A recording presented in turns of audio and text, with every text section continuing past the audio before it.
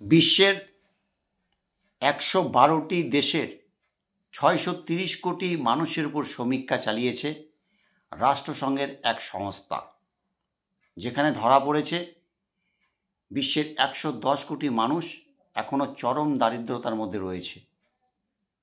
এও প্রকাশ, যার মধ্যে মূলত ৫টি দেশের মধ্যে সর্বাগ্রে নাকি ভারত রয়েছে। ভারতে নাকি চরম দারিদ্রতায় এখনও প্রায় ২৫ কোটি মানুষ, যার আবার সিংহভাগ ৮৩% গ্রামীণ এলাকায়। দেশের সরকার প্রায়ই ঢাকঢোল পিটিয়ে দেশের উন্নয়নে কথা বলে। তার আমলে দেশে হয়তো অনেক সৃষ্টিশীল জিনিস তৈরিও হয়েছে, কিন্তু গ্রামীণ অর্থনীতি যতক্ষণ চাঙ্গা না হবে, দেশের দারিদ্র্য দূরীকরণ সফলভাবে দূর করা যাবে ততক্ষণে হয়তো দেশ সেই উন্নয়নের গতিকে এগিয়ে নিতে পারবে না।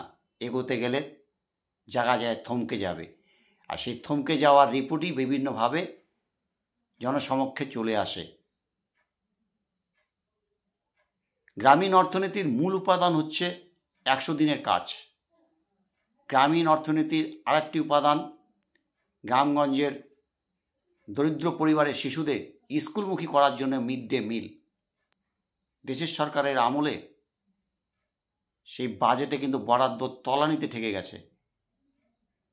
আজকে বলতেই হয়, বাংলার মতো একটি অঙ্গরাজ্যে নির্বাচিত সরকার যখন প্রতিনিয়ত অর্থনীতিকে চাঙ্গা করার জন্য বিভিন্ন পরিকল্পনা গ্রহণ করে এগিয়ে চলছেন, যেখানে সুফলও মিলছে বারবার, যে বাংলাকে অন্যরা অনুকরণ করছেন বা চেষ্টা করছেন বা বাংলা পথ দেখাচ্ছে, তারপরও বিপুল জনসংখ্যার দেশ, ১৪০ কোটির উপরে যে জনসংখ্যা ভারতবর্ষ, তার যে সরকার রয়েছে ১০ বছরের, সেই দেশ কি সেই উন্নতিতে সেমনভাবে এগোতে পারছে বা কেন পারছে না?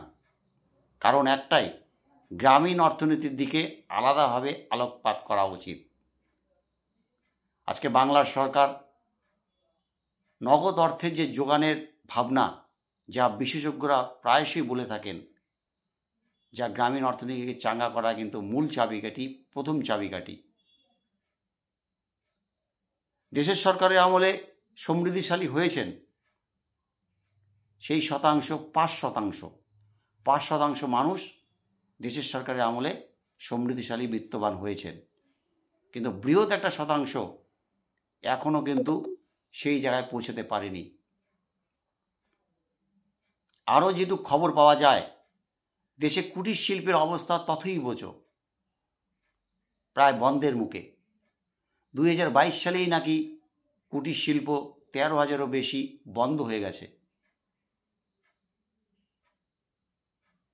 দেশ তথা রাষ্ট্র উন্নয়নের পথে সেইভাবে এগোবে যখন গ্রামীণ অর্থনীতি সেই জায়গায় সেই সহযোগিতা পাবে। গ্রামীণ অর্থনীতি চাঙ্গা হলে দেশের কোষাগারে কিন্তু সেই লভ্যাংশ পৌঁছে যায়। দেশের সরকারের যে ১০ বছরে আজকে বয়সকাল, আমাদের শ্রদ্ধেয় প্রধানমন্ত্রী প্রায়শই অনেক কথা বলেন। দেশবাসী হয়তো একটা বিষয় আজ নিশ্চিত হয়ে গেছেন, তার অনেক কথার সত্য উল্টো থাকে। তিনি হয়তো বলেন অনেক কিছু, কিন্তু তার সত্য যাচাই করতে গিয়ে কিন্তু উল্টোটা ধরা পড়ে যায়। আজকের উন্নয়নশীল যুগ, ডিজিটাল যুগ, তারপরেও দারিদ্র্য দূরীকরণে দেশের ১০ বছরের সরকার হয়তো সেই সফলতার জায়গায় পৌঁছতে পারেনি।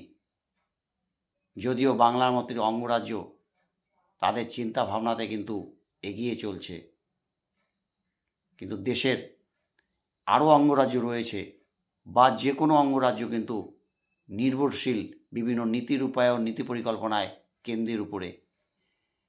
কেন্দ্রের অভিভাবকত্বেই প্রতিটি রাজ্য যেমন সুন্দরভাবে চলে, সেই সুন্দরের রূপ কিন্তু রাষ্ট্রও পায়।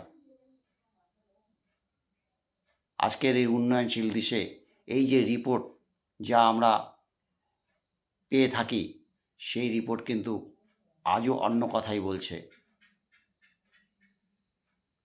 মানুষ শুনতে পায় দেশ উন্নয়নশীল, দেশের অর্থনৈতিক মজবুতি শক্ত ভিতের উপর দাঁড়ানো, কিন্তু দিনের শেষে গ্রামীণ অর্থনীতি বা গরিব মানুষ তার গরিবানার থেকে কিভাবে বেরোবে সেই দিশা হয়তো দেশের সরকারের কাছ থেকে এখনও তেমনভাবে পাচ্ছে না।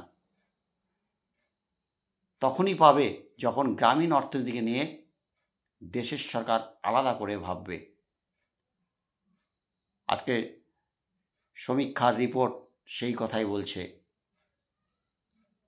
এক শ্রেণীর লোক কিন্তু সেই বহাল তবিয়তে চলছে, 4% খুবই নগণ্য, 5%, কিন্তু তারা কিন্তু আজকে সমৃদ্ধশালী বিত্তবান। কিন্তু বৃহৎ অংশ যাদের ভাবনাতে রাজ্য রাষ্ট্র, সেই ভাবনাকারীকে নিয়ে দেশের সরকারের ভাবনা কতখানি আজও কিন্তু প্রশ্নটা থেকেই যায়।